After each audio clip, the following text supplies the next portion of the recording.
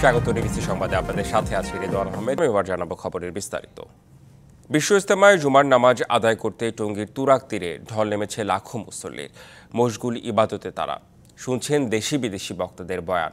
এর আগে বৃহস্পতিবার মাগরিবের নামাজের পর ভারতের মাওলানা ইব্রাহিম দেওলারের আম্বায়নের মাধ্যমে শুরু হয় ৫৮তম বিশ্ব ইজতেমার আনুষ্ঠানিকতা। অংশ নিচ্ছেন ঢাকার একাংশ সহ ৪১ জেলার মুসল্লিরা। এসেছেন ৭২টি দেশের ২,০০০-এরও বেশি বিদেশি মুসল্লিও।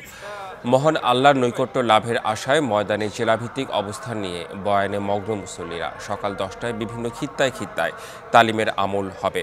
জুমার নামাজ পড়াবেন মাওলানা জুবায়ের। মুসল্লিদের নিরাপত্তায় কাজ করছে আইন শৃঙ্খলা বাহিনী। ২ ধাপে ৫ই ফেব্রুয়ারি পর্যন্ত চলবে জুবায়েরপন্থীদের আয়োজন। ২রা ফেব্রুয়ারি আখিরি মোনাজাতের মধ্য দিয়ে শেষ হবে বিশ্ব ইজতেমার প্রথম ধাপ। তাবলিগ জামাতের ৫৮তম বিশ্ব ইজতেমার প্রথম পর্বের আরও খবর জানাতে সেখান থেকে যুক্ত হচ্ছেন সহকর্মী আরিফুল ইসলাম। আরিফ, সেখানকার পরিবেশটা দেখতে চাই। মুসল্লিদের সাথে কথা হয়েছে কিনা, তারা কি বলছেন জানাবেন আমাদের। রেদওয়ান, কিছুক্ষণ আগেই কিন্তু যে বয়ান চলছিল ফজরের পর সেটা কিন্তু শেষ হয়েছে ইতিমধ্যেই, এবং কি সেই ইজতেমার যে খিত্তা রয়েছে সেই খিত্তার শ্রেণী বিন্যাস করে সেটার উপরে কিন্তু আমল করা হচ্ছে। বিশেষ করে শিক্ষকদের জন্য আলাদা, শিক্ষার্থী রয়েছে শিক্ষার্থীদের জন্য আলাদা, এবং কি পেশাজীবী মানুষ যারা রয়েছে তাদের জন্য কিন্তু আলাদা আলাদা করে আমল করা হচ্ছে বিভিন্ন খিত্তায়। এর পাশাপাশি খিত্তায় যারা আমল করছেন তারা মূলত হচ্ছে জিম্মাদার।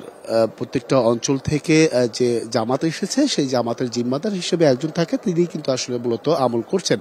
আর এই আমলটা চলবে বেশ কিছুক্ষণ বা বেশ সময়, কিছু নামাজ, জুমা নামাজ যেহেতু আছে সেই জুমা নামাজ আগ পর্যন্ত সেই আমলটি খিত্তাতে চলবে। পরবর্তীতে আবার বয়ান শুরু হবে। সেই বয়ানের পরবর্তীতে যে আনুষ্ঠানিকতা সেগুলো পরবর্তীতে আমরা জানিয়ে দেওয়ার চেষ্টা করব। তবে জুমা নামাজ যেহেতু আজকে, সেক্ষেত্রে শুধুমাত্র যে তাবলিগ জামাতের সাধারণ মুসলমান যারা আছেন তারা যে এসেছেন শুধু তারাই নয়, জুমা নামাজে অংশ নিতে ঢাকার আশেপাশে বিভিন্ন জায়গা থেকে এই লোকজন আসছেন, মানুষজন আসছেন জুমা নামাজ আদায় করার জন্য। কারণ তাদের একটাই কথা যে এই জুমা নামাজে যে দোয়া চাওয়া হবে সেটা অবশ্যই আল্লাহর হেদায়েত দান পাবেন, এমন প্রত্যাশা বা এমন আশা নিয়েই কিন্তু তারা এসেছেন এবং কি জুমা নামাজ আদায় করবেন। এর পাশাপাশি যেটা হচ্ছে যে ইমান এবং কি দিনের আমলে দিনের রাস্তা যাতে সহজ হয়, এর পাশাপাশি ইসলামের দাওয়াত যাতে করে সাধারণ মানুষের কাছে পৌঁছে দেওয়া যায় সেই বিষয়টিও কিন্তু তারা জ্ঞান আরোপ করছেন। তো এই ছিল এখান থেকে সবশেষ রেদওয়ান। জি, আপনাকে অনেক ধন্যবাদ আরিফ। অন্তর্বর্তী সরকারের উপর জনপ্রত্যাশার চাপ বাড়তে শুরু করেছে। সেটা শুধু প্রতিশ্রুত সংস্কারের জন্য নয়, বরং সুশাসনের জন্য উন্নতির দাবিও আছে। এমন তথ্য উঠে এসেছে ইন্টারন্যাশনাল ক্রাইসিস গ্রুপ ICG এর প্রতিবেদনে। বাংলাদেশ গণতান্ত্রিক উত্তরণে উভয় সংকট, এমন শিরোনামে প্রতিবেদন প্রকাশ করা হয় বৃহস্পতিবার। এতে বলা হয়, শেখ হাসিনাকে ক্ষমতাচ্যুত করার উল্লাস শুরুতে ডক্টর ইউনূস প্রশাসনের জন্য অভাবনীয় জনসমর্থনের রূপ নেয়। তবে সময় যত গড়াচ্ছে এই সমর্থন কমতে শুরু করেছে। ICGর মিয়ানমার ও বাংলাদেশ বিষয়ক জ্যেষ্ঠ পরামর্শক টমাস কিয়েন বলেন, নির্বাচনী সুবিধার জন্য রাজনৈতিক দল ও বিভিন্ন পক্ষ মরিয়া হয়ে ওঠায় এই বছর রাজনৈতিক চ্যালেঞ্জ বাড়তে পারে। এছাড়া বাংলাদেশের অর্থনীতিতে সুফল পেতে আরও কয়েকদিন অপেক্ষা করতে হবে জনগণকে। জমে উঠেছে চুয়াডাঙ্গায় ঐতিহ্যবাহী সরোজগঞ্জ খেজুর গুড়ের হাট। ভোরের আলো ফোটার আগেই হাটে গুড় নিয়ে আসেন গাছিরা। সমাদর থাকায় দূর দূরান্ত থেকে আসছেন ক্রেতা ও পাইকাররা। গুড় সংগ্রহ করে পাঠাচ্ছেন দেশের বিভিন্ন প্রান্তে। চুয়াডাঙ্গার গুড় স্বাদে অতুলনীয়, তবে রয়েছে ভেজালের সংখ্যাও। গুড়ের মান ধরে রাখতে কাজ করছে স্থানীয় প্রশাসন। সারি সারি গুড়ের ভার, এ যেন গুড়েরই রাজ্য। আর এই চিত্র চুয়াডাঙ্গার ১০০ বছরের পুরনো সরোজগঞ্জ গুড়ের হাটের।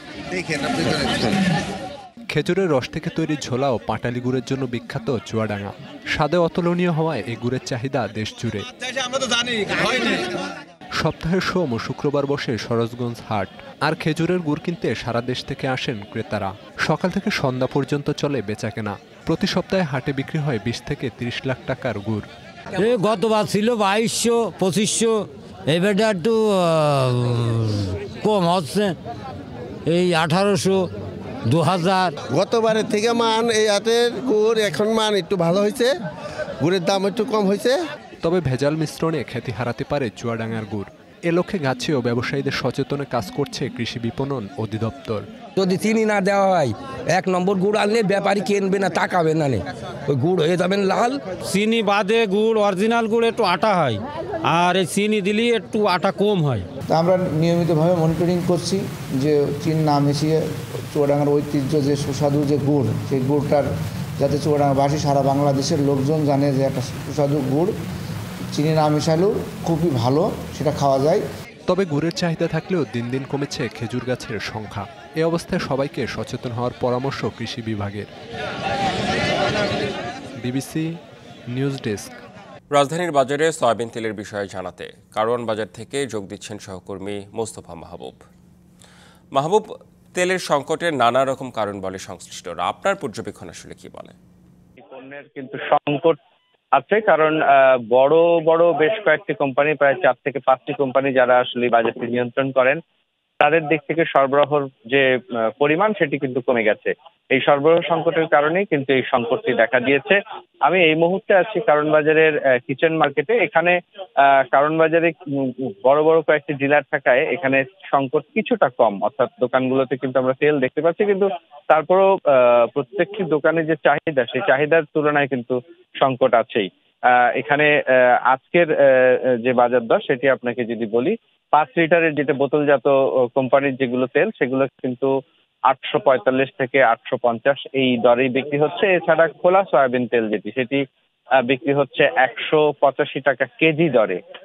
এবং একই সঙ্গে যদি পাম অয়েলের কথা বলি, যেটি বিকল্প একটি ভোজ্য তেল, সেটিও কিন্তু 175 টাকা কেজি এই দরে খোলা তেলটি বিক্রি হচ্ছে। তো বিক্রেতারা যেমনটা বলছেন, আসলে বোতলজাত সয়াবিনের সরবরাহ সংকট থাকার কারণে কিন্তু খোলা তেলের যে চাহিদা সেটিও কিন্তু বেড়েছে।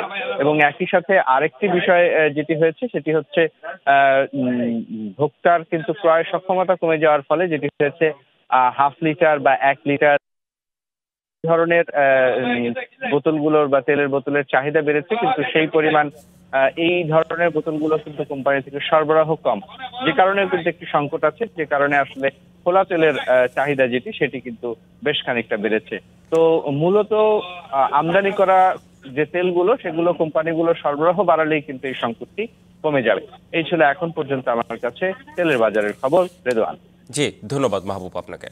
গাজায় যুদ্ধবিরতির তৃতীয় ধাপে মুক্তি পেয়েছেন 110 ফিলিস্তিনি। তবে মুক্তি উদযাপন করায় পশ্চিম তীর থেকে 12 জনকে গ্রেপ্তার করেছে ইসরায়েল পুলিশ। স্বজনদের ফিরে আসার আনন্দে ধ্বংসস্তূপের বাইরে জড়ো হয়ে উল্লাস করতে দেখা যায় ফিলিস্তিনিদের। এই সময় গ্রেপ্তার অভিযান চালায় ইসরায়েলি বাহিনী। গাজাবাসীর এমন উদযাপন বন্ধ না হলে বন্দীদের মুক্তি দেওয়া বন্ধ করে দেওয়ার হুঁশিয়ারি দিয়েছেন ইসরায়েলের প্রধানমন্ত্রী বেনিয়ামিন নেতানিয়াহু। এদিকে পূর্ব জেরুজালেম ও পশ্চিম তীরে অব্যাহত রয়েছে ইসরায়েলি আগ্রাসন। সংবাদ এই ছিল এখনকার মতো। ডিবিসি নিউজের সংবাদগুলো পড়তে ভিজিট করুন dbcnews.tv আর ভিজিট করুন ডিবিসি নিউজের ফেসবুক পেজ এবং ইউটিউব চ্যানেল। সঙ্গেই থাকুন।